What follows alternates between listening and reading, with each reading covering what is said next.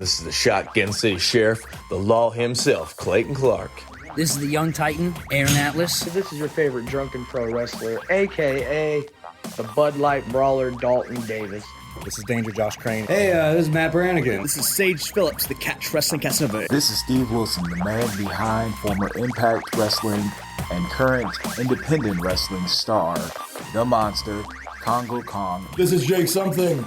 And this is the jaw-jacking, back-cracking, God created all men equal, and then he made me the sequel, Rohit Raju, and you are listening to the Spot Show Podcast. The Spot Show Podcast. Spot Show Podcast. The Spot Show Podcast. Spot Show Podcast. Hell yeah. The Spot Show Podcast. The Spot Show Podcast? Yeah, that's right, I stuttered. Shut up.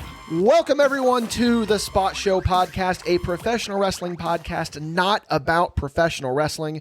I, of course, am one of your hosts, the Dr. Seuss of the commentary booth, Dickie Wabash, joined, as always, by the one-legged wonder, Mr. Michael Madrox. What year is this? This is 2023. Are you sure? We talk about the 2023 bingo card all the time.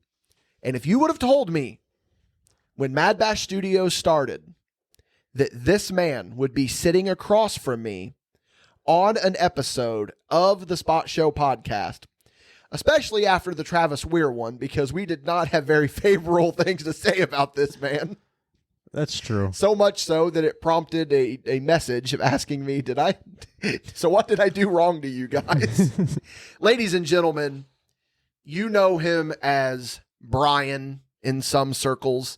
You know him as the Georgetown Gentleman, the fabulous one. You know him as Reptar's favorite wrestler. Let's hear it. There's so many other more that I could go through. He's got a whole list. He literally has a whole list.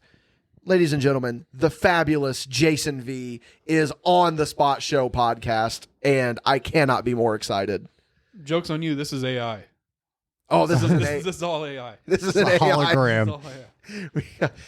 Man, like we said, 2023 bingo card is completely out the window at this point because, you know, whenever MadBash Studios was started, Jason V and Dickie Wabash were not on speaking terms. No. We don't need to go into specifics or anything, but, you know, Jason V is someone that early in my career was a mentor to me. So to have him here on Spot Show is a weird full circle moment. Yeah, dude, it all started with your wrestleversary. Yeah.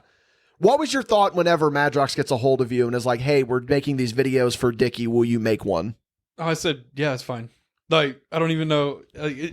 Realistically, it should be a lot more like there shouldn't be some drama or something, but there wasn't. He just said, you know, we're doing this for Dickie. He's got 11 years in the business. And I watched a couple of them and I was like, oh, yeah, okay. I'll go ahead and do it. That was it. Like, it's not a good story. Yeah. Should we clean it up and make it better? No, I mean, I don't think it's just... He threw his cat across the house. Yeah, it was like, oh, that Dickie Wabash. But here's the thing that I think is going to happen, and it specifically happened in that video, and I feel like that's going to be kind of a running theme throughout this entire podcast. I'm just going to say this, elephant in the room, there is probably going to be a lot of if you know, you knows going on with this interview and with that video. Because Jason V, I've said, is the king of the if you know, you know. So is this the one where we get to bury people? No, that's on Page Show. Oh. That's next. Okay. We got about an hour of this first. Yeah. Yeah, this is going to be a little good one. So did you even know that we were doing MadBash Studios before Madrox reached out to you? No. Or what was Cecil Cerveza told me that you guys were the commentary team for Elite. Yeah. And he'd been working over there. So he was mad originally. Yes, very. Yes, he was. He was mad. He was heated. He comes to me and he's just got like the cartoon smoke coming out of his ears and everything. And he's like, oh, I am so mad right now. I'm like, why? He's like, oh, Dickie's going to be at Elite Pro Wrestling. All right. But I'm going to be there. Yeah. So? It's like, but we have heat. I was like, what do you have heat with him for? Like, because of what happened with you. I was like, what's that matter? He's like, oh, wait. And so like he shut down and had to reboot. Yeah. It was. He's like, you don't have heat? I was like, no. It's like a long time ago. I don't care. I do not care. It's fine. He goes, oh, yeah, well, it's cool then. And then he just totally changed, and I guess you guys have been best friends ever since. Well, yeah, I guess that you could put it that way. But hey, before we get too much into my relationship with Cecil Cerveza, I just want to let everybody know that this episode of the Spot Show podcast is brought to you by Yoo-Hoo and Elite Pro Wrestling, who you were just talking about with Cecil. But you're going to hear a little bit more about them later. That is, of course, unless you head on over to patreon.com/MadBash Studios. Back us at the $5 and above tier. You're going to get this show completely ad-free. You're also going to get access to paid show with the $5 and above tier. Right now, Danville Dreamers 2, which I'm sure that we will talk a lot about on this one, is available on the Patreon. Limited 30-day exclusivity to the $5 and $10 tier. We also have a free membership option now on the Patreon, so you can get in on the ground floor, see what we're doing over there. And that's the perfect segue into here's the thing. I understand we don't always have money. You don't have the extra ducats to toss our way. I get that completely. Try that free membership out on Patreon. You know what I mean? That's a little good way to get in there. But you can also support us completely free by giving us a 5-star review on your favorite podcasting platforms, sharing us with someone that you think would enjoy us, going over to the YouTube channel, giving us a subscribe, or liking the Facebook page. Have I condensed it any better now, Madrox? No, it still kills all my hype. They have to happen, though, brother. They do. The plug skis. They do. The plug skis. You got to pay the bills, brother. As someone that listens to the podcast weekly, how did it feel to sit there and see me do the whole spiel? Was it fine? Yeah. You said the ad-free when you meant to say ad-free, so that's good. Yes. Yes. That's it's fine. Yeah. Yeah. So like I said, this is a weird full circle moment for me because I'm sitting here with two guys that I genuinely owe so much to in the wrestling business. I'm sitting here with Michael Madrox, who got me into the business. And then I'm sitting here with Jason V, who guided me in the business. And if you ask Michael Madrox, to a certain degree, Jason V is responsible for Hollywood Dickie. Yeah, absolutely. So you had heat with Jason V in a way. I didn't have heat with Jason V. I had heat with Dickie. Yeah. I was a very problematic person. I thought you said we couldn't bury people. Oh, we can bury Dickie. Oh, we can bury Dickie? You've listened to the show. Okay, I was checking. Bury me all the time. I got to play by the rules, bro. Yeah. Play by the rules always. But no, that was the thing, is that it's like, so like I said, I got my start with Madrox, and then like 2 months later, I'm at a Chikara show in Indianapolis. You remember this, right? It was the first time that we met. And I'm standing there with a group of people from the company that I got started with. And all of a sudden, this long-haired guy comes up to me and says, "Hi, I'm Brian." And I was like, I didn't know who you were at all. And I went, "Hi, I'm Dickie." And then little did I know you would be such a cornerstone in my career as it went on. Slightly differently. Okay. One of the gentlemen you were with, I think you introduced yourself as Josh. I might have. And he said, "Don't listen to him. His name is Dickie Wabash." Because that was before I had embraced the name. And then you were like, that's what they're calling me, but I don't really like it. I said, "No, your name's Dickie Wabash. I'm never calling you Josh." And again, full circle. So just a couple months ago, during the filming of Danville Dreamers 2, I called you Josh. And it was weird. And you're like, it was like Dad just yelled at you. Yeah. Like, wait a minute. Am I in trouble? Yeah. Harker one time called me Josh, and it was really weird. Mm-hmm. And I'm not going to drop shoot names on him, but I just looked at him and I was like, you calling me Josh would be like if I called you blank. And then he goes, "I wouldn't mind." And I was like, he goes, "Everyone just calls me Harker." He said, "I think that sometimes you just got to show that little ounce of respect and call people by their shoot name sometimes." And I was like, wow, I never thought of it that way.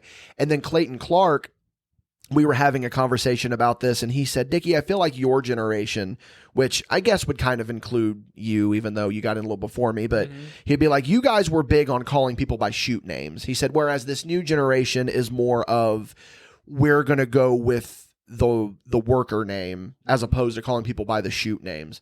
And still to this day, Cecil still calls me by my shoot name, and I find it really funny. And it's kind of become a little bit of an inside joke, as everything that is. But here's the thing. It's all, because I know he's going to hear this, Cecil, it all comes from a place of love. I legitimately love you. I think the more you say that, the less he believes it.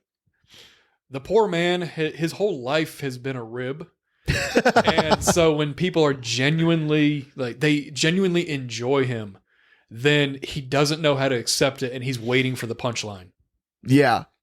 So, but, so with that, first of all, I want to talk about Michael Madrox. Yes. Because when I met you, I honestly had no idea you had so much of a history in wrestling. Like, pretty much before I met you. Yeah. I just thought you were just this gigantic green kid. Yeah. And you had had some like serious time under your belt. Yeah.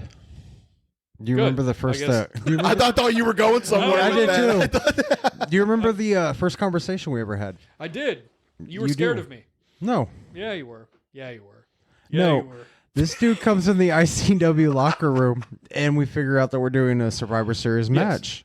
And he introduces himself, and the first words out of his mouth is, "Do you care if I grind my ass on your dick later?"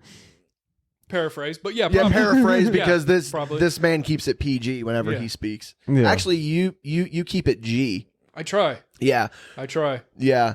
I did get a permission from Perry Winkle one time to say ballsack in his show because I was wrestling the dodgeball superstar, Tyler Pregel. Oh yeah, I forgot about him. And I hit him with a sack full of balls. Here's what you're doing right now, and I think it's really funny. You're saying these thoughts, and then I'm expecting them to go somewhere, and then they just kind of end. He's got that Logan delivery going today. He does, which is to be expected because I've run the roads with you so much that it's just like I just know that you always have these like grandiose thoughts, and we've talked about this before with me where I start a thought and then I really don't know where I'm going to end with it, and then I just kind of fizzle out and go. I live life in sound bites. Yeah, that actually is a really good way to put it. That really is a good way to put it. But, back to the whole like first time thing. Yeah. So see, this is what your job is. Yeah, I steer the ship, brother. There you go. I steer the ship when everyone goes off on these little excursions, for lack of a better term. So then I don't remember where I've told the story on the podcast about how Bo Sawyer was telling me, he's like, I'm booked at this show in Georgetown. I'm working this Jason V. And I was like, oh, I met him once. And I was like, this could be my foot in the door to expand to other places. And then literally technically my second time in UWC was with you. And because my first time in UWC was when you won the UWC championship in a ladder match. Oh, yeah. Yeah, that was in West Terre Haute. And then a month later is when we came in. But anyway, so I come into UWC and he was like, yeah, you're really going to like Brian. He's a really good guy. He's like, blah, blah, blah. And then I meet you and then I'm like, I feel like that if I really get to know this guy, that we're probably going to vibe. And then fast forward a couple of months to the first ever New Wave Pro show, and you walk in and you go, I'm hitting a springboard abdominal stretch tonight. And then I was like, this guy definitely has the same sense of humor as I do. So this is going to be a good one. So I think you really started interacting with me at the time when I was essentially there to pop myself. Yeah. And figure out what, if I think something's funny or something's interesting, chances are other people will. Yeah. And so that was definitely one of them. I came up with the idea of the springboard abdominal stretch because it's so absurd. And I wanted, because it was absurd, I wanted to see if I could do it. Yep. And then I worked it out in the ring and I figured it out and I was able to do it. Yeah, I even told Clayton Clark that he needs to bring it back, and he's like, I don't do springboards, but Neither did I. Because he's I don't like have an athletic bone in my body. But yet somehow you were just so over, brother. You know what I mean?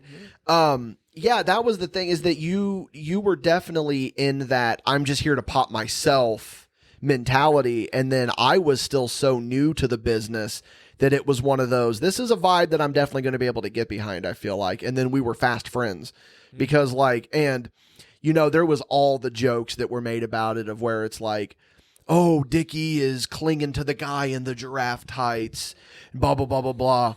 And then Sore spot, brother. Sore spot. Oh, I know. Sore spot. You told me I can't bury people on this show, so I'll wait. Because I found out what happened to him. I found out what happened to those tights. Okay. Did you find out what I found out? Or I don't know. We'll talk about it on Paige Show. Show. A Paige Show kind of thing. This is Paige Show because I think I found out who actually stole those. Okay. And I don't know. I think I don't want to. Well, you figure it out. But someone was talking to me that he heard through the grapevine who actually stole those. Okay. And we'll have this converse. Do what? Did Paige Show just become CSI? Maybe. That's right. But I don't know, because the story that I had always heard about the giraffe tights is that you just lost them at a frat house and you thought that like one of the drunk frat guys took them or whatever. Correct. But come to find out, that's really not what happened. Yeah. We'll get into that on Paige Show. Got it. The mystery of the giraffe tights. But anyways, Put a pin in that one. we will. So there's going to be a lot of things we put pins in probably. We ain't going to remember. So we're not. so the whole thing was like, you know, you talk about not being able to bury people, and well, I did, but we're not going to get into that. But like, there was a lot of heat on the fact that like, because we had talked about this earlier when you first got here, that was a very cutthroat time in the business, especially in this area, where there was almost like a forced loyalty sort of thing. So the fact that I had started to branch out and you became my mentor and you were taking me all these places, I was like, why is this a bad thing? I'm trying to expand my career here. This guy is giving me more opportunity than you are right now. So why is this a bad thing that I'm expanding, you know? It's the toxic work environment. Pun intended? Well, I didn't realize, but yeah, okay.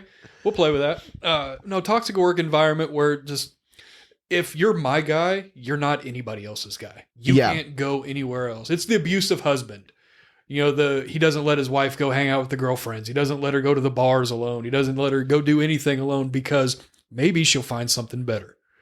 And that was the concern. I went through it quite a bit, working with New Breed before your time, obviously. And you got to see a little bit of it working with some of the places that you were at. Yeah. And it happened with a lot of the different people. Like if you were my guy, you weren't allowed to be anybody else's guy. Yeah, because there was, and it was, we had talked about it where there was, our stories were so similar because I worked for a promoter who had the my guy mentality. And I got my start with it. You got your start with a promoter that had the my guy mentality. They both had new in the title of their company, stuff like that. And then, like, you know, you had it to a certain degree Crossroads, too. baby. You being Madrox, you had it with Crossroads. Yeah. And then you also had this weird loyalty with CWF. Yeah. At the time, but that's just because you had a stake in that company because you were booking that company, for lack of a better term. But yeah, same. That was my. We did it anyway with New Breed with a lot of the guys anyway, but me specifically, I was under the microscope a lot more because I was helping run the company. I was helping if I booked something and it was good, it wasn't my idea. It was the other boss. Yeah. But if it was bad, it's totally Brian's fault. It's all Brian's fault. He's the one ruining everything. But But at the same time, when you got that much time and effort invested in a company, you try to stay fucking loyal to it because you don't know any better. Yeah, absolutely. 100%. Because again, going back to New Breed days, our goal was, this is more comedic than it needs to be. especially considering the company. Exactly. So our goal was to either get the company big enough to compete with WWE. Thank you. Never took it that far. Or be big enough to be a threat to WWE and then they buy us. Oh. And he really thought this. So, no, we all did because we were a bunch of dumb little, 18, 19, 20-year-olds. Yeah. And like that was the cult mentality. Oh, yeah, and for sure. That's what a lot of independent wrestling was then. Hopefully not so much now. But it is like there's some still out there. There's some tribalism out there. Especially in Bedford. These call letters are me, and I am these call letters, and that's it. It's like that's your entire personality. Yeah, and that was definitely prevalent around that time, to say the least. Like, that's what, like, Clayton was talking about how he was like, I feel like, and Dalton Davis to the same level, they were like, man, I feel like I'm in the wrong generation. No discredit to our generation, but if I was around during whenever UWC Online was running hot and heavy and all this other stuff, I feel like that I would have thrived in that time. And I'm like, well, you're thriving now, first of all, but you probably would have. I agree with them, but then, like we talked about when you first got here, is that I don't know if they would have been able to be like fully understood the tribalism. And I'm going to say a word or a phrase that you probably not even thought about in a long time, but was very prevalent: Illinois mentality. Oh, no, this is new. What is this? You didn't know about this? No, we had it specifically, the new breed mentality. Okay. We had it because like the new breed guys had a certain stink on us. Yeah. And it was hard for us to get out from under their thumb and get into the world. But Illinois, Indiana, I didn't know there was. Oh, there was big time heat. And I was at the center because like we're talking about, I was the one that branched out and went over the battle lines as they would have liked for them to be. And I was making a name for myself. And they were like, oh, look at Dickie. He's got that Illinois mentality. He's rolling with guys like, and I even said it in a promo one time. I was like, and this is when I was going through my I want to be CM Punk phase where I was just dropping shoot promos, which the Defenders of Professional Wrestling is something I really want to get into with you because we've never really fully dove into those characters that we were playing. And there's really not much to dive into other than we're just burying people. No, but the rug was pulled out because it got too real too quick. Yes. And then there was no payoff. Yes. But I said it in the promo one time. I was like, I'm vilified because guys like Matt Cage, Christian Rose, Jason V, Harker Dirge, all of these guys that you dub Illinois guys, they see something in me. And because of that, you vilify me for that, when in reality, it's that they were jealous that their name was never even uttered from those guys' lips. And that's what I'm saying. It's where this Illinois mentality was like summoned. Like there was no Illinois mentality. It was just all brought upon by one promoter. Yes, which we can get more into on Paid Show, obviously. But there never really was a war. It was people wanted to make a war. And it was so weird. And then meanwhile, to kind of fast forward a little bit here, you're just a guy that's trying to just run a company to try to have a place for the boys to come have fun. And then there was just this weird war mentality, and it was disgusting. It really was. Did you just out me for running a company? I don't think anybody that's ever made. I mean, if it's like if you know, you know. If you ever worked for me, you knew I ran UWC. Is that really not public knowledge? It's never been. Oh my God! Did I blow your spot? No, you're good. Wow, you just unmasked Batman. Yeah. So for those of you that dropping bombs, yeah. So I'm sorry. This is just how the conversation's going, brother. Like, yeah. For those of you that don't know, Jason V was running UWC for what, like 2 years? I was a silent partner for probably 2 or 3 years. Ultimate at the same time that New Breed was running, and I was essentially the booker there, but I wasn't getting any credit until everything was totally ended, or if it went wrong, I got the credit, I guess. But then with UWC, I worked with Sean Douglas until he got struck down with this horrible illness that really affects a lot of professional wrestlers and professional wrestling promoters, and it's called wife and kids. Oh, I was wondering where you were going. They still don't have a cure for that? No. Oh, no. man. He had the wife and kids, and then he wasn't allowed to go play with the boys anymore. So I wasn't allowed. I had just literally buried New Breed. Like we ended. I didn't want to take it over and run it independently. And so I was helping Sean Douglas, and then that one falls apart too, because his wife needed him to spend more time at home, and he couldn't get they had lost their building in Paris. They couldn't get up to Georgetown in order to run shows there. So I just started taking over. Eventually, I stole his ring, his whole company, and then he just kept the wife and kids. So, yeah, I mean, it's really we're good. It's one of those things of where when it comes to UWC, Jason V is not the stepdad; he's the dad that stepped up. Yeah, like you just came and that. swooped this company from the brink of disaster, and like that's the time that I started coming into UWC, is whenever you were taking over, and it was the changing of the guard, and it was where you, like, I remember doing the show with Bo. That was in the end of 2012, and I was managing Bo Sawyer for a little bit, and then I just ended up coming to a show in March. I don't remember what, and then I just remember you approaching me. No, there was talks about this before, but anyway, you came up to me and you said, "Hey, so we're wanting to do a storyline with you." And I was like, with me? Like, it was just a shock, because I was like, "Oh my God, they actually want to like use me right now." And next thing you know, fast forward 2 years, and the Wabash Talent Agency is one of the hottest acts you had in the company. But it was just one of those things of where, like, I just almost, like, I kind of accidentally like slipped into success. And I feel like the same way how you slipped into promoting a wrestling company. So we were just like this weird like conglomerate almost. Not to bury the lead, but when you were filming Danville Dreamers 2. Yeah. Right? The same thing happened again. That is not my company. Yeah. MVW I have nothing to do with it. I try to help the boys from time to time, try to not die, try to help them, learn how to do a few wrist locks and arm drags, whatever.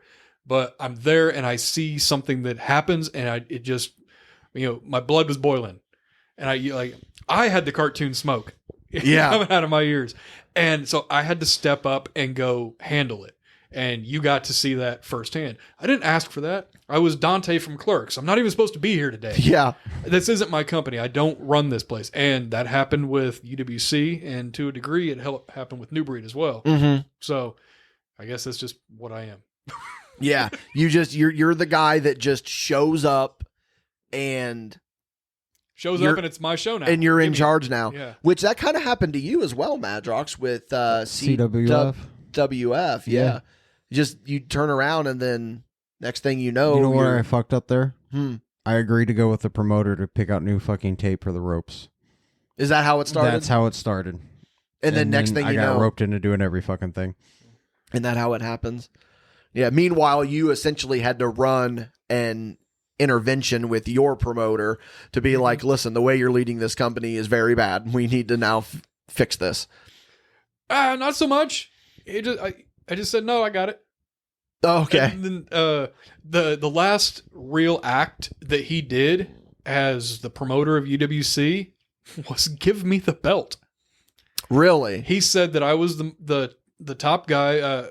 I was supposed to end up beating Christian Rose for it, because we had a whole program happening with that. But he ended up not being able to do that because, he went and got himself successful. How dare he? And he went and got himself bookings where he made money. Yeah. So Sean Douglas decided that he needed me to be that guy to step up and be the champion. And then once I got the championship, he was out of the picture. And now here I am.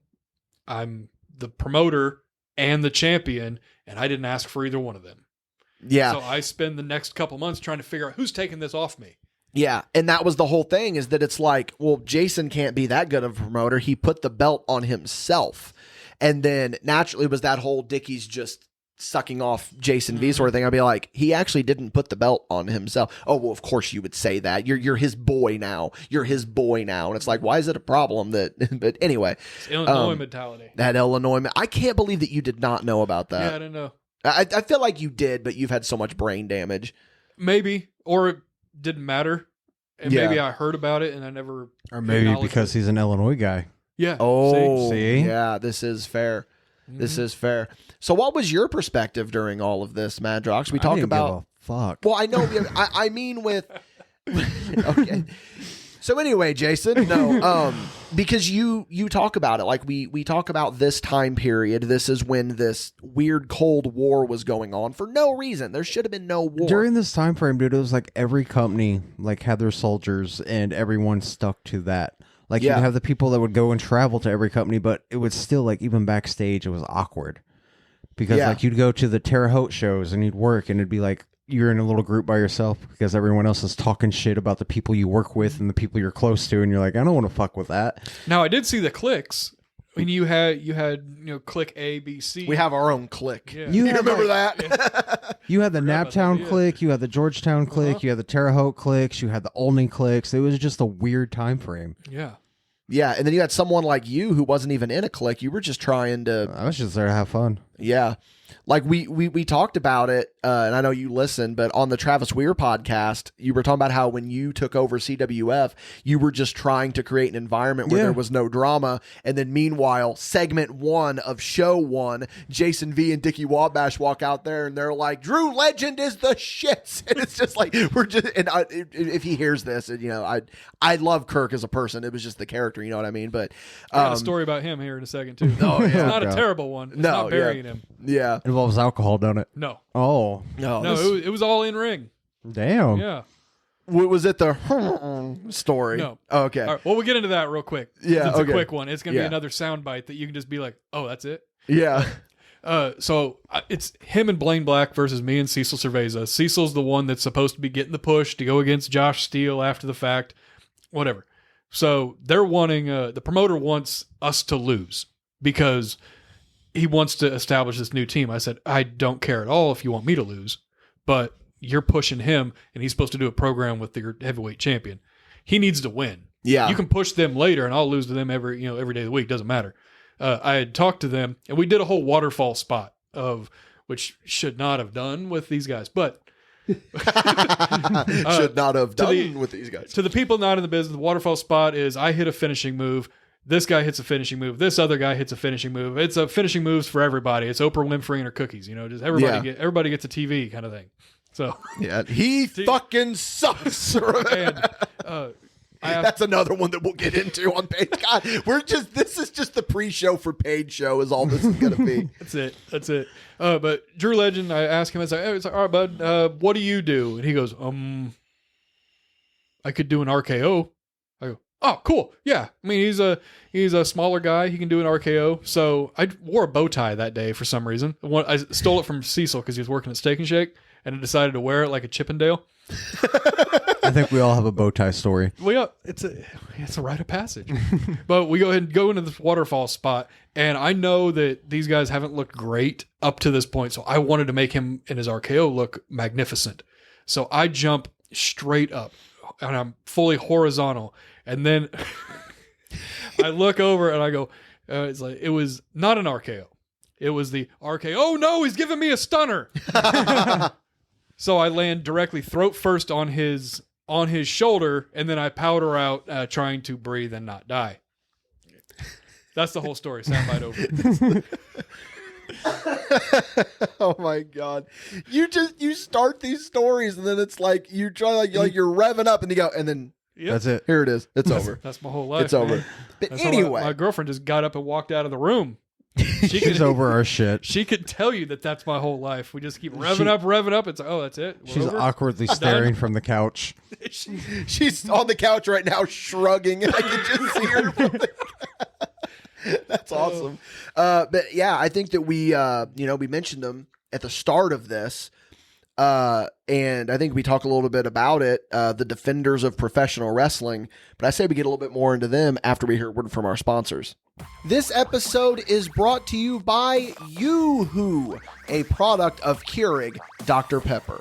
So here's what I want you to picture right now, right? You're on a long road trip, you're driving along, and you're thinking, man, I could really go for a nice, sweet, refreshing drink. You pull into a gas station, and the first thing you see is Yoo-Hoo.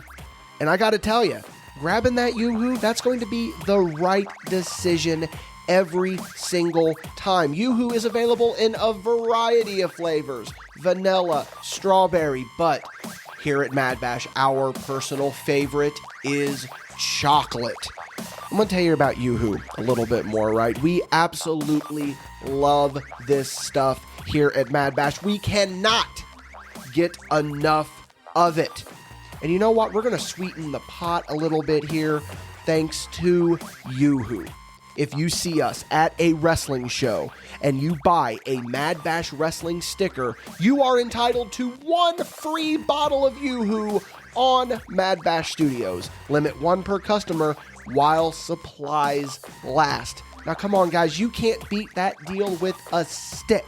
Again, MadBash would like to thank Yoo-Hoo so much for sponsoring this episode. This episode of the Spot Show podcast is also brought to you by Elite Pro Wrestling. Here's the thing about Elite Pro Wrestling, right? You have them to thank for the Spot Show podcast in many different ways. Elite Pro Wrestling gave MadBash Studios our first opportunity when we decided to come back into the wrestling business. So Elite Pro Wrestling is one of the OG backers. We love Elite Pro Wrestling so much. They are putting on incredible shows every single month. You should absolutely be there, whether it be in Odin, Indiana, Washington, Indiana. We would love to see you in the crowd there at Elite Pro Wrestling for every single thing that you need to know about EPW. Head on over to EliteProfessionalWrestling.com. There you are going to find dates, events, links, everything that you need to know about EPW. Thank you so much for being a day one sponsor, EPW. We very much appreciate it. Oh boy, all I gotta say is that if you are not on the Patreon at the $10 tier, you are missing out on shit show, because we just had a very good little conversation trying to get Jason V to use a mic stand because his arm was cramping. It's okay. Nobody I know has $10, so they're not even going to be able to judge me for what I just said. Well, I mean, some people probably will, but people that you know specifically, yeah. Probably not. Yeah, nobody in my personal life. I know 3 people. Yeah, yeah. And you know 3 people, and they're all 3 in this house right now. Yeah, most of them, yeah. Pretty much. So yeah, anyway, we were talking about it, Madrox. We're spending a lot of time on this because, I mean, you got to think about it, this is the time period when you and I were running the roads hot and heavy. So that's what the landscape of the business was at that time, was this cutthroat, you're with us or against us mentality. But so out of that, you're either with us or against us mentality, birthed probably one of the most controversial angles that you and I probably ever could have done. Mm-hmm. And that was the Defenders of Professional Wrestling. Yeah, I'd say so. You guys started that with me, right? I don't know. No, we had first done... You've taken less chair shots, so you probably know the origin better. So the Defenders of Professional Wrestling started at New Wave Pro. And I don't remember how we came up with the idea of doing the Defenders of Professional Wrestling, but the first time that we were together as the Defenders was you came out and you had been gone from New Wave Pro for a couple of months at that point. Oh yeah, okay, I remember this. And you came back to a big pop, and people were like, "Oh my God, Jason V's back, and he's going to rip Dickie Wabash's head off." Mm-hmm. And then you hit Johnstone with a big boot, rip off your shirt. You're wearing the Truth to Masses shirt, and they were like, "Oh my God, Dickie Wabash turned Jason V to the dark side." And then that's what the Defenders of Professional Wrestling. That was the genesis of it. But I don't remember the original conversation that we had that turned us into I know I was probably the one that pitched it. It had to have been me that pitched it. And I have a theory. Okay. I have a theory. I think it was just us riffing off each other, just constantly complaining about this, and this. Why is this guy in the ring? This guy sucks. Why is this guy able to do this? Why is this company pushing this guy? I'm tired of seeing this guy on my Facebook feed or whatever it might be. And I think it just organically got into some sort of quasi wrestling promo. Yeah. And then you were just like, that's pretty good. I bet we could do that. Yeah. I bet we could do that. And I had been away from New Wave for a while. Yeah, more than 2 months. It was a while, and that was because I didn't really have any direction anyway, but I never worried about that. I did all of my companies with no direction. But I got a pretty nasty staph infection from the ring. And I'd had them in the past with New Breed, and it's just because they don't keep it clean enough. Excuse me, I'm burping over here. I'm trying to tell a serious story. I'm like, I got this gorilla mind all in my system. So, but I had that pretty nasty staph infection. And so I just wanted to stay away from that because I'm an American. I don't have any health insurance. Yeah. I do now. I have a job that actually pays me like a big boy. Well, that's good to know. So proud to see you grow up. Thank you. At that point, no, I was working part-time at a gas station. I'm sorry, peek behind the curtain. I can't even afford a curtain, but but it's like that really bothered me. That was a couple $1,000s that I had to pay out of pocket in order to get this thing taken care of. And I was like, a hot dog and a handshake type thing that I got over there wasn't worth it. But then when there was a story in place, I go, okay, I can go ahead and try this. And again, that's not a shot at New Wave. I don't care about politics or any of that stuff. It happens with a lot of wrestling. It happens with a lot of anything. You can get these infections bad. Like Bob Holly has a story about how he almost lost his arm because a staph infection went all the way down to the bone. Oof. But yeah, whole other story. I'm going to try to stay on track. But we did this and we did the Defenders thing, and it was like the idea behind it. Hopefully, I'm not going too far, but the idea behind it was not to bury the people on the show, not to bury the guy that had the heart surgery, but still is trying to live out his life as a professional wrestler, not to bury the guy that has just recently wrapped his face in duct tape. Like recently he pulls out a roll of duct tape. So it's not to bury these people because the people were good people, at least from my experience. But I originally heard this line from Harker. Oh, I cannot wait to get into Harker. I originally heard the line from Harker. It may have originated somewhere else, but this is where I heard it. And I mentioned that so-and-so was a really nice guy, and that's why I liked working with him. And he said, well, my neighbor's a nice guy, but he doesn't belong in a wrestling ring. Yes. And that was really the genesis of what the Defenders was, because these guys may be nice guys. You got your little Donnie, you got your little Donnies and your Jeff Harts, and you got your Hammer and everybody else from Heroes of Burke County, and they're nice guys, but they don't need to be professional wrestlers. And that's what these guys were. A lot of these guys should have been buying tickets, and they weren't. And then as a consummate professional, you're sitting on the outside seeing all these guys get booked, but you're not getting booked. Oh, I didn't mind the not getting booked. A lot of my bookings, I was my own worst enemy and greatest asset. I didn't get booked everywhere, but I also chose not to get booked everywhere. Yes. I could have got booked in ABC Wrestling over there and wherever. But I looked at it and I saw, I don't really want to be around this group of guys. I wanted to work with places that I felt mattered in one way, shape, or form. Sometimes it was just because my buddies were there. I did all kinds of ICW shows over in Ulitic, Indiana, where they forgot to promote. And they forgot to even get any hot dogs. So you probably didn't even get a handshake. No, I didn't want to shake their hands, man. Yeah. I didn't want to shake their hands. I feel like you two could really get into some good ICW stories. That could be a 3-part podcast. Because just on ICW stories. That I got in on the tail end of ICW and I didn't get to experience much. But did you ever wrestle in front of the cows? No. They used to do cows? They used to do this dairy fair every year.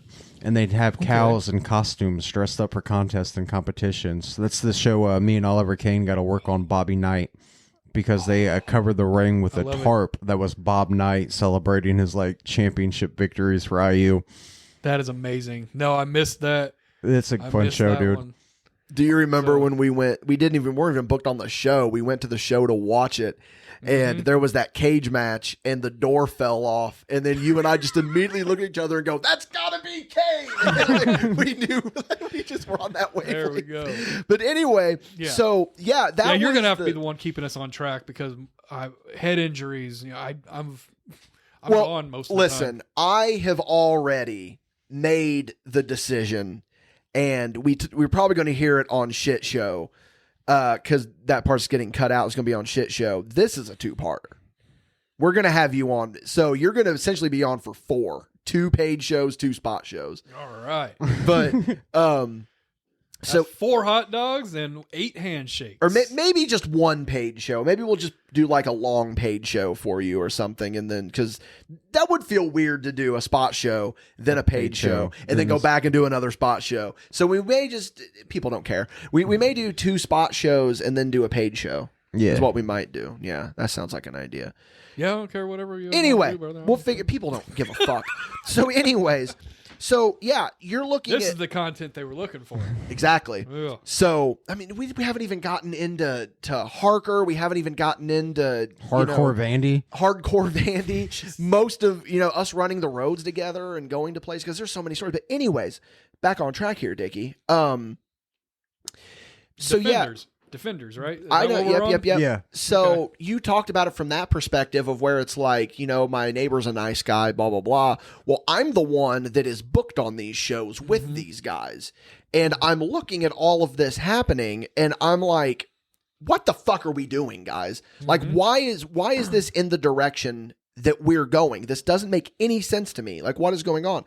So then you and I, we came from 2 very different places, but they were very copacetic in the same way because we both and honestly, I think I got it from you. Just this love of professional wrestling of make it make sense. You even see it still to this day. You look at the flyer and there's more t-shirts than wrestlers. Absolutely. 100%. On the flyer. And that's the stuff that was irritating us. And I know it was irritating you because I was having these conversations with you. And so, but like you alluded to very early on, boy, did we maybe take it a little bit too far. And that line definitely got blurred big time. I will tell you what it was. Jar Jar Binks is a Sith Lord. What has that got to do with Jar Jar? Because all the pieces were there. And I don't know whatever was going on behind the scenes, but Jar Jar Binks was supposed to end up being like this dark Jedi. Yeah. I'm just trying to figure out the connection. Okay. Here. So it's the same piece. And Chris Jericho's even said this kind of stuff where it's like, stop trying to judge the story before the story's over. Yeah. When the story's over, you can look back and be like, oh, yeah, that story sucked. And that's on us. I get that. But people were so worried about the way Jar Jar Binks was portrayed that they were like, let's not go ahead and make him the Sith Lord. But that would have been an amazing payoff. Now with us, we were, quote unquote, burying their whole roster. Burying the duct tape guy, burying the heart surgery guy, burying, the 42-pound, kid in the slappy pants. No offense to your slappy pants, Madrox. Hey, my slappy pants were sexy. But it looked like that, but at the end of the day, we would have got those kind of people out of the business and then bring in the guys that make the business good. And because I was seeing it from the outside, I'm looking at all these people and I'm looking in the crowd because I observe way more than just my 10 minutes of a match. Well, that's the promoter in you. Absolutely. I look at the crowd. I'm like, what are they reacting to? What are they acting like to these different people? And they were all laughing at these people that thought they were living their dream because they got to be a professional wrestler. It's like, no, you weren't. It's so funny that you say that because fast forward a little bit, I ended up coming back to New Wave in 2018 to be the on-screen general manager. And we were at a public event. It was it's your natural public are at the show, not your standard fans. And a certain person who was supposed to be doing a horror gimmick, who was supposed to be scary, walks out and people are laughing at him. Yeah. So I go to the promoter and I'm like, make him a comedy gimmick. Well, why would we do that? Because he walked out and he got laughed at. And that was the struggle that you and I were fighting is that we were coming out and we were doing all this stuff and we were professionals. Yes. And then you had all these hobbyists. Yeah. And still to this day, and because I've had these conversations with you, the hobbyist mentality annoys me so much. It always has. But I'm a little bit more mature and a little bit more wise. I don't let it affect you. I don't let it affect me. And I've learned that, and this is what makes you a terrible mentor, because you should have told me this years ago. Not every hill is worth dying on, Dickie. You know what I mean? Like, no, I was dying on some hills. There was a point where we were at a show that I won't talk about, where there was a finish where a gimmick got hidden. And one of the trainees of this show was like showing the ref, that's where the gimmick is. That's where the gimmick is. And it buried the whole angle. Oh. And I'm just like, why are you doing that? Like, why are you doing that? And it's like, but Dickie, at the end of the day, that hill was not worth dying on. Like, why do you care? I'll tell you why. You can tell a kid 100 times, just don't put that penny in the light socket. Do not do that. And then they do it. Don't do that. And then they're going to be like, oh, okay, whatever. But then the moment they do it and they get electrocuted, or they go ahead and short out the power to the whole house like young Brian did when he was like 5. Then they're like, oh, hey, maybe I shouldn't do that. So a lot of these things, you can have somebody tell you this, but it isn't going to resonate until you do it yourself. Yeah, you can lead a horse to water. You realize, exactly what the consequences are. Yeah, but the problem that we were seeing, and I still see it a little bit in today's day and age, of where it's like you can lead the horse to water and you can't teach it to drink, but then it's like you said, like it's almost like the horse needs to be dehydrated before it like fully understands, like that maybe I should drink. But so many things in wrestling right now is like they're the type of people that would cut off their nose to spite their face. Mm-hmm. And it's just like you see what is happening. It's like it's so simple. It's so simple. And that is one thing that I think that I'm grateful for, because of like, and I don't know if me calling you my mentor, if you ever viewed yourself as my mentor, I don't know, but I've always credited you as my mentor. So I don't know if it is something that I picked up from you, but to just make it make sense. Mm-hmm. And it's like, when you see that it's not working, the definition of insanity is doing the same thing over and over again and expecting a different result. And if you're getting these reactions from these idiots that are in more t-shirts than gear, then why are you doing it? Like, why are you continuing to do it? Meanwhile, you have Jason V over here, who is a legitimate professional wrestler who can go out there and put on these good shows, and you're not using him. It was just so that was my mentality back then, Okay. And I get that. So the whole mentor thing, I do the same thing with Harker Dirge. Yeah. I will claim him as my mentor. He's my teacher. He's my friend and all that. I don't know how many of those things he's going to claim for me. I don't know if I'm an embarrassment to him. I might be. So I probably am. So, but ultimately it's whoever you're learning from. So if that's what it is, that's what it is. Now I will tell you why those guys got booked, and then these actual professionals, myself excluded, because I don't care about me. But I think I'm going to say the same thing you're going to say. For the price of one Christian Rose, I can get a whole battle royal full of jabronis. Is that what you were going to say? Yeah, because that's what it all boils down to. Because the Madrox ran companies. He was like, hey, I got like $200. How can I fill a show for $200? I don't know about your budget, but it was a lot that more kind than of that. thing. I know what you paid the defenders of professional wrestling. I do too. I know. Because I tripped this motherfucker up when he asked me. I was like, what's your guys' payout? And he sent me a number, and I'm just like, all right, cool. Because I thought you were going to try to haggle us down. Wait, that's it? I'm like, yeah, that's fine. Yeah. Because that's what, just to kind of backpedal a little bit here, that's what got us on the defenders, is that, Madrox is running this company, and then like little did I know he's trying to create a safe space, which in a way is what we're doing with MadBash now. So you were kind of ahead of the curve on that one. We're bringing it back. Yeah, but is that you're trying just ain't to putting you guys in the opening segment no more. Yeah, is that you're trying to bring peace and love to your new empire, and then Dickie Wabash goes out segment 1 and he's just burying everyone. It's like, why I still disagree. Because every Batman needs a Joker. Yeah. You need that villain, and we filled that role as the villains. And so it was taking the guys like the Josh Steeles and folks that we wrestled over there and made them step up. Mm-hmm. Like, you have to be able to step up. If you don't, then you're going to fall. Yeah. That's the truth. And we made them step up to be that hero they needed to be for that town, for that company, for that whatever. And it's like, I know that he listens because I literally just talked to him yesterday and he said that he listens. But that's why when we came into that CWF, the first show, you said, give me Tank. Yeah. Because you knew that you could work with Tank and you could give a good match. And then, as you put it, your knee decided to run away from your body. Yeah. But, I took a shoulder tackle and my knee went to the, my knee went out the building. Yeah. So as we were talking about, Brian is a very PG guy. You do not cuss. I can count on one hand the number of times I've heard you curse. And I'm even just talking simple curse words like piss. Like I've never heard him say I'm pissed off or anything like that.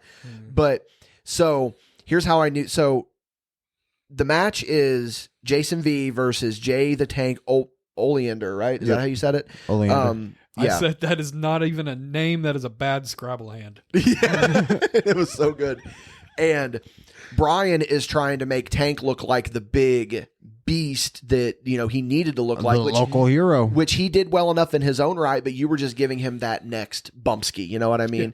Yeah. And so Brian comes off big shoulder tackle. Brian flip bumps on it. Was it your left or right? It was my left. Your left knee hits the mat, and then you immediately land and you just have this look on your face of like, oh no. And then you powder into the corner and you're sitting there, and this is verbatim what you said. Mm-hmm. I go over and you go, fuck, Dickie, I am fucked. And I go, oh no, what happened? And then you go, my knee is fucked. And then I go, can you continue? And you go, I don't know. Mm-hmm. And then you powder. You're walking to the ramp and you're just standing there. And I'm like, do you need to go distract the ref? Do you need to go break the count? What do you need me to do? And then you're like, just give me a second. Just give me a second. Mm-hmm. And little did I know that in that moment you were trying to figure out, do I just take this count out loss? Yeah. Because you were that hurt. Yeah. Again, and then, peek behind the curtain, the count out was the finish anyway. Yeah. Yeah. We were going to do that so we can go ahead and do a return match. Yeah. But I don't remember what the ending of that match ended up being anyway. So at that point, when I'm standing there, I couldn't even straighten my leg. I had dislocated my kneecap and it was all the way on the side of my leg. It was bad. It was bad. And I couldn't get it back in place. And then I did some sort of generic bad guy heat and I yelled at the referee or something to shut up because he's ugly or dumb stuff. And I had stepped down and it popped back into place and tears hit my eyes. I remember. I said, oh no. It's probably to a much lesser degree like Finn Balor telling the story of when he got hurt at SummerSlam, how his arm popping back into place is what actually caused him to get hurt. Yeah, probably. He actually says that. He says, if I had let my arm just hang, I would have had to not been able to finish the match. He said, but by me popping it back into place, that's what caused the injury. Mm-hmm. So who knows if you had not taken that step, if you would have said, Dickie, help me to the back. Mm-hmm. And you could have been back there to give it a minute. And maybe you would have been better. Who knows?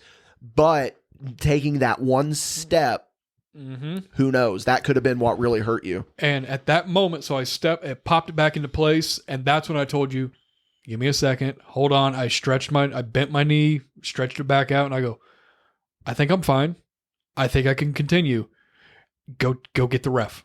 And we, trash talk, heel, badmouth the ref for a little bit and come out. I said, tell him the entire match has changed. The script is out the window. I remember. Just listen to me. Yep. And then I just beat him up for the rest of the match. Here's how the spot happened. And to peek behind the curtain, here is exactly how it happened. You come in, you grabbed Tank and you said, Dickie's gonna choke you, listen. And then you go over to the corner and you're pulling the referee. You're communicating to the referee. Here's what happened. So I got Tank in the choke and I said, Tank, he is really hurt right now. The match is out the window. It is now walk and talk. Listen to what he says. And he goes, oh no. And I went, yeah, just listen to Brian. He will guide you through this. And then I back up and then we're off to the races. Realistically, that's the way it should have been anyways, the walk and talk. Because my heel heat is super simple. Yeah. Super simple. Punch, kick, badmouth this guy, chop him here, whatever. But with Tank's experience level, I knew I needed to script a little bit more, try to give him some things to remember. And at this point, I was like, nope, we're doing it live, bro. We're doing it live. And it ended up being fine. It wasn't, Hackenschmidt and Gotch, but it got the point across for what we needed to do. And I don't think we ever did a return match. No, because the next match was you and Josh. Yeah. But I remember also after that, we're walking through the curtain and there was a set of stairs that we had to walk up. And you took a step on that first step and went, oh, shit. And I went, what? And you go, I think my leg just popped out of place and then back into place. Yeah. And then we went to Denny's that night and you were just in tears at Denny's because your leg hurt so bad. Are you sure we went to Denny's? We did. I have a memory that we went to IHOP and I thought it was ironic. Because it could have been, because there's a photo of you and somebody that will not be named that was taken that night, and you go, I am in so much pain in that photo and I'm trying to hide it. Yep. And it was just, but that might have been at IHOP. You know what? That might have been. But yeah, that was crazy. But you know what? That's that old school mentality, I feel like, that was probably instilled in you by Harker, of where it's like, I'm hurt, I'm still going to finish. The show goes on. Yeah. I mean, if Triple H can tear his quad and then finish the match, even doing the Walls of Jericho and everything, I'm going to finish this. Yeah. I just went ahead and popped my kneecap out. I don't know exactly how much damage there is in there. It still hurts me every day, but I'm an American. Yeah. Who did not have health insurance. So with the ability of hindsight, because and we don't need to get into it because I don't want to get, if you can stop me if you think this would be too much. Not long after that, you were in a mentally somewhat dark place, because I think you had made the realization of like, wrestling isn't going to be what I thought it was going to be. But so I made the comment, rewatching that match back not too long ago. I said, you can count the exact second that Brian Henderson lost faith in professional wrestling. And that was when your knee hit the mat. Because as your friend at that time, I saw you were a different person after that, because you wrestled differently. You had a different mentality, and you got into a somewhat dark place, and it all stemmed from how hurt you were from that match. So do you think that hypothetically, if you had not gotten hurt in that match, you would still be wrestling today? Or Oh, absolutely not. You don't think so? No. I think it's kind of like the parallel paths. Yeah. So that absolutely did make me change my wrestling style, because just like every other young kid doing this or any other kind of extreme sport, I mean, you're doing your skateboarding, your skydiving, whatever, you think you're invincible until you realize you're not. Yeah. So Jason Vendetta was getting slammed on thumbtacks. He was getting hit with light tubes. He was getting placed on top of flaming tables to take a flying elbow drop. Stupidest thing I've ever done. Stupidest thing I've ever done. But burping again. It's the gorilla mind, brother. So all of that, I was invincible because I'd never really been hurt in my life. And then, we do something like that, and I'm like, oh no, like this could end my whole career. I may not be able to walk again. I mean, and I know, Madrox, you've had much more serious situations, and that's got to affect you Absolutely, mentally, man. So, like, just in the athletic sense, and again, not an athletic bone in my body, but I was an entertainer. Yeah. And you can go ahead and cover up a lot of that about, hey, I can't do a flip, but I can tell a joke, kind of thing. And so I did change my style then. And I think that's when I started moving more towards the promoting and the booking and all that. I still wanted to come hang out with the boys. I still wrestled when I could, but I was always much more aware. Yeah, you were definitely taking a lot less bookings, because I really am having a hard time thinking of because that was in 2014. Yeah. I'm really having a hard time remembering 2014, 2015 of where you worked anywhere other than UWC. When 01 Wrestling was doing the Champaign Urbana shows, you were there every I was Thursday. there every What the hell am I talking Thursday. about? How can I forget about that? And what that was, I had my favorite match of all time. It's actually it's up there. I don't know. Maybe my match with Shank when I came out of retirement, or came out of quitting to go into retirement. That might be my favorite. But the Sharp Dressed Man match against Dexter Schwartz with Dickie Wabash and Christian Rose on commentary. Absolutely. And so we're doing that match, and I said, Dexter, the only thing I ask of you is just please be very careful of my left knee. I just heard it that was not long after. It was like a month ago or something. I really hurt it, and I never went to the doctor for it. Because why would I? Because why would I? And so during the match, one of the first things he does is knock me down and steps on my left knee. Oh, God. Real hard. Soundbite. But yeah, like that's the thing that. So here's what was great about the Jason V character is that you were obviously it was a different time. It was a different time, everyone. You were the flamboyant heel. Yeah.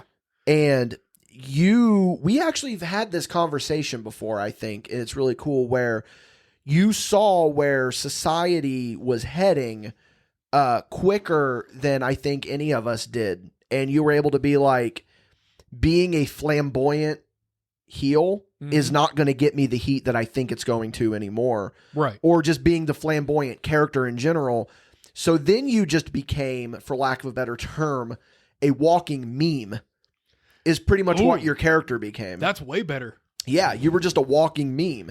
And it was usually, you talk about those Thursday night throwdown shows, it was us driving to the show and you being like, what's something stupid that I can do, Dickie? And I would be like, oh, I don't know. We just watched this YouTube video. It's like, because that time period. Oh, like when that girl hit the girl with a shovel. Yeah, whenever she threw the shovel. Yeah. Or whenever we were obsessed with GMC Faux Show. And you were like just taking off our shirts, about to make these rifles burst. Who was it you did the spot with where you were going, You remember that? I remember the spot, but who knows who it was with? Who knows who it was with? Absolutely. Gunshots are the beat. Yeah, gunshots are the beat. Would you know harder than that? Do you know about this? No, I do not. Oh, he's the Please best. look it up. Making a BLT. I was going to say, she's still over there on the couch, I'm sure. She's probably taking a nap. But I don't see her But anymore. I tried introducing her to the GMC Faux Show. Yeah. And she had not there. If you guys have not seen GMC Faux Show, it's the best. My favorite video that nobody talks about is where he's the manager doing a promo for Eddie Guerrero, and he goes, I know what y'all thinking. That is not Eddie Guerrero. It's just clearly just a guy standing there. Oh, but there is some fantastic. language in some of those that we cannot talk about. But yeah, that's what I think that you were really good at, is that you were able to read the room, for lack of a better term. And you were, but at the same time, you were also kind of forced to, because of your knee deciding to run for the state line, you know, and not be attached to your body. My anymore. knee had Illinois mentality. Yeah, your knee had the Illinois mentality. Absolutely. And it was in Indiana where it happened, so it was just like, I'm going back to the state line. But yeah, man, that was the thing. And then it's like, we can get more into this because we're going to have you on again. We're going to have you on Paid Show, and then we're going to have you on again, because there's so much we didn't even cover, and there was so much more to cover. Probably what we'll do, just to give everyone a little preview ski, we're going to see where this Paid Show takes us, and then we'll decide if we're going to do a second podcast. Because I feel like Paid Show could go an hour and a half. Before we end this one, though. Oh yeah, I gotta get my damn question in. No, we're nowhere near done. Oh, okay. All right. I lost my train of thought of the point I was getting ready to make, but we could just turn this into a 2-hour special. We have the capabilities now. But I was getting ready to talk about like how you adjusted for it, and you were a walking meme, and then you were doing all this other stuff. I lost track of my mind. I really don't matter. But anyway, yeah, that was the thing, is that you hurt the knee and you changed the in-ring style, and it was almost I remember what I was going to bring up. You were able to read the room and like know when your time was kind of starting to go away from you. Yeah. And I had left in 2015 was when I left the first time. Right. And then I was actually, and this is something that meant the world to me that I've never really talked about. Harker Dirge comes to me and he says, I'm going to tell you something that not many people know about. I am getting ready to wrestle my final match. It is against Jason V. I would like for you to manage him. And I said, oh my God, Harker, I would be honored to. And then so I came back for a one-off show to manage you against Harker. And I had a moment where I had not worn the Dickie Wabash outfit since I had left. Mm-hmm. And I'm standing there and there was a big mirror in the locker room. And I'm adjusting and I'm looking at it. And then you just walk up and you said, stop it. You probably don't even remember this conversation. No, keep going. I might. But you walked up and you said, stop it. And I was like, stop what? And you said, you're starting to like that. Don't come back. And I was like, yeah. What do you mean? Yes, I can see that you're liking that you're Dickie Wabash again. Mm-hmm. Don't do it. This is a one-off. And then I came back like a year and a half later. But then quit again and came back. Yeah, I do remember that now. And it was because anybody I cared about in the business, I wanted them to be able to get out of the business. Yeah, because it was maybe it was just for me, but it was so toxic. It was so negative. Everything. It wasn't the same vibes. Everybody was there and they were just defeated. It stopped being fun. They didn't want to be there anymore. But then that's all they know. Still to this day, I don't even know what I am. I don't know what I am because wrestling was my life for so long. And when that was promoted as Harker Dirge's last match, or loser leaves town, loser leaves the business, whatever it was, the grudge match, and we knew it was Harker's last match, nobody knew that was my last match. And when I just went away, nobody cared. And that hurt. I think more people cared than you want to give yourself credit for. It didn't seem like it. Literally, okay, I rented the UWC ring 2 weeks later. You were there. I was there for this, and we just spent the entire time talking about Danville Dreamers. Mm-hmm. We did, but I rented the ring, and one of the wrestlers that I had been booking regularly went up, shook your hand. You know, he shook Ross, the new owner of UWC, shook his hand. A couple of the girls that we were with shook their hands, walked right by me because I could no longer give him a payday, and I was dead to him.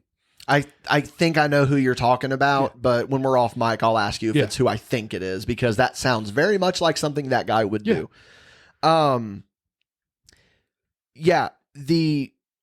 You said it best in your little video that you made for me to congratulate my wrestleversary. It's like, and then you just kind of said it right there. It's the thing of like, and you had this as well.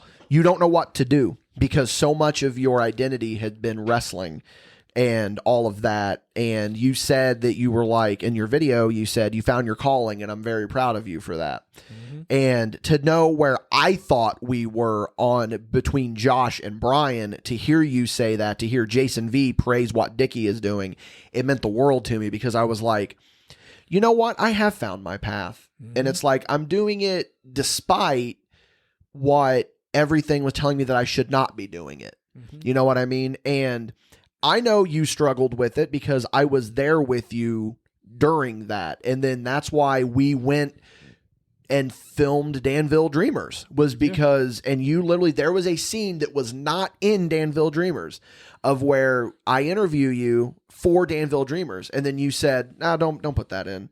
This isn't about me. This is about them. That's the truth though. And it was. And I remember being like, you know what?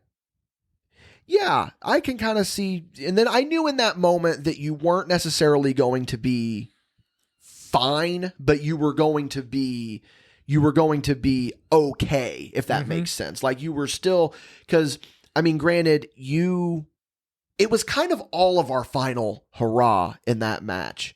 Yeah. And then I come back, and then Harker comes back, and Frank Wyatt never really left. Dexter still kind of doing his thing. Sean Wright, the referee, was still doing kind of his thing. And then you were just kind of on this island. And then you came back and had your final match against Shank. And that was 2019. Yep. So that was a 3-year period where you didn't wrestle. Yeah. Roughly. Yeah. Yeah. 2016 and 2019. Yeah. Nothing. Never stepped in a ring. Never got near a ring. None of it. And I think that's what's great about it is that you were able to go out on your terms. Yeah. And leading up to that's a whole story in its own right. And we're probably low on time for this episode. Yeah, we'll get into it because, dude, there's so much more that we haven't even covered. Like I said, your relationship with Harker, your mindset coming into that Shank match. What we really didn't even dive too much into like the ins and outs of running a company when you were editing UWC, when you immersed yourself so much in that company that when you cut, you bled UWC. Like, just shit like that. It was an obsession. It was. It's because wrestling attracts a certain group of people. Obsessive people. They're obsessive and they're probably a little bit broken. Yes. And wrestling is that glue that keeps them together. Yeah. And so you can also find this, like I know you're close with like Jared Savage, him with like the Zooligans. Like that is a very similar aspect as wrestling. This is a bunch of people that are probably a little bit broken, but because they have this similarity with these others, now that's the glue keeping them together. And whether you're using wrestling, whether you're using music, whether you're using whatever it might be, theater, into any kind of Dungeons and Dragons, World of Warcraft, you're playing GTA 5 online with your friends, whatever that is, that's the glue keeping you together. And when that's not there anymore, you got to figure out how to keep yourself together without it. And I know that, again, I know you struggled with it, and I know that we struggled with it too. It's the whole going out on your own terms. Yes. And I know we've never talked about it directly, but I've heard through the grapevine that you were never fully content with that last match. You never felt like that you really went out on your... Oh, with Harker? With Harker. No, the Cliff's Notes of it is simply between Harker and I, we had decided... First of all, I apologized that I had to be his last match because he deserves so much better than me. I disagree. So much better because the man had been in the ring with Sabu. The man had been in the ring with King Kong Bundy, Rick Steiner, Honky Tonk Man. He'd been he gave Claudio Castagnoli his very first pile driver in the business. That's some fun fact that nobody really knows. But his final match is going to be in some little auditorium in Mattoon against Jason V. Who's that guy? I just thought he deserved a lot more. But we had come to terms with that and said, well, if this is your last match, then this is my last match. And that's why he wanted Sean Rife as his referee, because he wanted that to be Sean's last thing. Sean was already out of the business, but he had come back for this match. I remember. He wanted you in there. Dexter was close to him. It was Harker's greatest hits. Yeah. We got our own clique. Yeah. That was our clique. And we, with the exception of Frank Wyatt, who was a 0-1 heavyweight champion, and he, even at that point, he said, I do plan on finishing out the year, but I don't think I'm coming back next year. We were all done. We were all done after that day. Yeah. So then, what do you think was it that made you want to have that final match with Shank then? If you felt like that you were... You already touched on it. That was all of our final moment. That was our curtain call. That was the final moment that these guys are ever going to be in the ring, until 8 months later when Harker comes back and wrestles again. Yeah. Until a few months after that when Dickie Wabash is back in New Wave Pro. Until, the next show when Sean Rife is reffing again. Because somebody decided to book him. You wanted your closure is and pretty much it. And then I realized not only was I an afterthought in that, now I don't even have a thought. Like my personal or my character's mentality was somebody can win a championship. They can win a battle royal. They can win a tournament. Who cares? Nobody gets the feather in their cap that they got to retire Harker Dirge. And I did that when I beat him. In reality, Brian said, I could have won any of those championships. I could have done anything, but I was chosen to be the one to end his whole 21 plus years in the business. And that was an honor to me. And I'm never going to get a high bigger than that. Yeah. There's two photos that were taken that night that are two of my favorite photos. They're such good photos. It's the one of all of us with our curtain call. And then there was a group photo that involved a couple other people where we're all flipping off the camera. Mhm. That's a good photo too. Like I That love was the big middle finger to the business. Yes. Because those people in that photo, I don't want to say their names, but they were also kind of on their way out as well. Yeah, they had all had their they were on their exit as well. So to finish off that one thought, so with Brian's mentality was I knew that I was at the top of my game when I beat Harker, and I knew I was not important to 0-1 Wrestling. So I'm going to go to the next show in some armory or some little town, little show, and I'm going to lose to a guy like a Randy Ray. Okay. Whatever. That's like Brock Lesnar beats The Undertaker's streak at WrestleMania. And then he goes to an armory and he loses to Randy Ray. I never thought I would hear the day that Jason View would be compared to Brock Lesnar, but let's go. No, but that's the truth though. Obviously that was that's the importance of it. Yeah. It was like I did something nobody else could ever do. Nobody else can claim that. And then I'm just going to be an afterthought. Yeah. So if I just leave now, I'm leaving at the highest of highs. Yeah. And then all that fell apart anyway. So then here I am, twiddling my thumbs. I'm like, okay, well, now I'm out of the business and everybody else is still there. So then what was your thoughts whenever you see that, oh, Dickie's back. Oh, Harker's back. Oh, this is going on. Like, what was going through your mind? So with everybody except Harker, I was like, they got to finish their own story. Not to be like cheesy like Cody Rhodes. Yeah. But like you were all pieces of our story, but you didn't get your end. And each individual needs their end.